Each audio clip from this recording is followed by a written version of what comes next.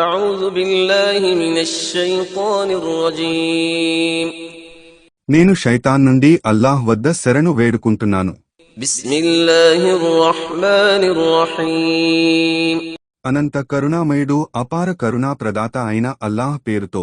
وقطعناهم في الأرض أمما منهم الصالحون ومنهم دون ذلك وبلوناهم بالحسنات والسيئات لعلهم يرجعون మరియు మేము వారిని భూమిలో వేర్వేరు తెగలుగా చేసి వ్యాపింపజేశాము. వారిలో కొందరు సన్మార్గులున్నారు, మరికొందరు దానికి దూరమైన వారున్నారు.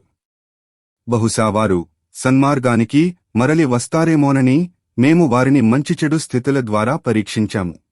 فخلف من بعدهم خلف ورثوا الكتاب يأخذون عرض هذا الأدنى ويقولون سيغفر لنا وإن يأتهم عرض مثله يأخذوه ألم يؤخذ عليهم ميثاق الكتاب ألا يقولوا على الله إلا الحق ودرسوا ما فيه والدار الآخرة خير للذين يتقون أفلا تعقلون ఆ పిదప వారి తరువాత దుష్టులైన వారు వారి స్థానంలో గ్రంథానికి వారసులై తుచ్చమైన ప్రాపంచిక వస్తువుల లోభంలో పడుతూ మేము క్షమింపబడతాము అని పలుకుతున్నారు. అయినా ఇటువంటి సొత్తు తిరిగి వారికి లభిస్తే దానిని తీసుకోవటానికి ప్రయత్నిస్తున్నారు. అల్లాహ్ విషయంలో సత్యం తప్ప మరేమీ పలుకరాదు అని గ్రంథంలో వారితో వాగ్దానం తీసుకోబడలేదా ఏమిటి? అందులో గ్రంథంలో ఉన్నదంతా వారు చదివారు కదా.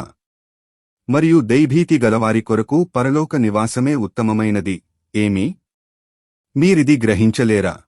والذين يمسكون بالكتاب وأقاموا الصلاة إنا لا نضيع أجر المصلحين మరియు ఎవరైతే గ్రంథాన్ని స్థిరంగా అనుసరిస్తారో మరియు నమాజ్ స్థాపిస్తారో అలాంటి సద్వర్తనుల ప్రతిఫలాన్ని నిశ్చయంగా మేము వ్యర్థం చేయము.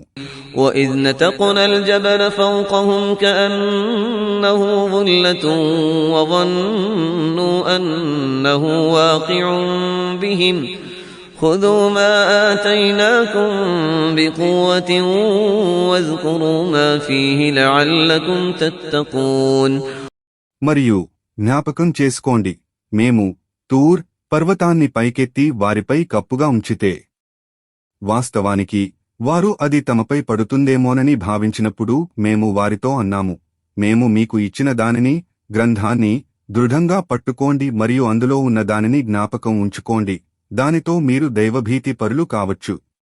وَإِذْ أَخَذَ رَبُّكَ مِنْ بَنِي آدَمَ مِنْ ظُهُورِهِمْ ذُرِّيَّتَهُمْ وَأَشْهَدَهُمْ عَلَى أَنفُسِهِمْ أَلَسْتُ بِرَبِّكُمْ قَالُوا بَلَى شَهِدْنَا أَنْ تَقُولُوا يَوْمَ الْقِيَامَةِ إِنَّا كُنَّا عَنْ هَذَا غَافِلِينَ మరియు జ్ఞాపకం చేసుకోండి, నీ ప్రభువు ఆదం సంతతి వారి వీపున నుండి వారి సంతానాన్ని తీసి వారికి వారినే సాక్షులుగా నిలబెట్టి, ఏమీ నేను మీ ప్రభువును కానా అని అడుగగా వారు అవును, నీవే మా ప్రభువని మేము సాక్ష్యమిస్తున్నాము అని జవాబిచ్చారు.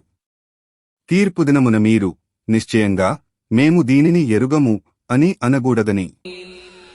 أو تقولوا إنما أشرك آباؤنا من قبل وكنا ذرية من بعدهم أفتهلكنا بما فعل المبطلون లేక వాస్తవానికి ఇంతకు పూర్వం మా తాత ముత్తాతలు అల్లాహ్కు సాటి భాగస్వాములు కల్పించారు.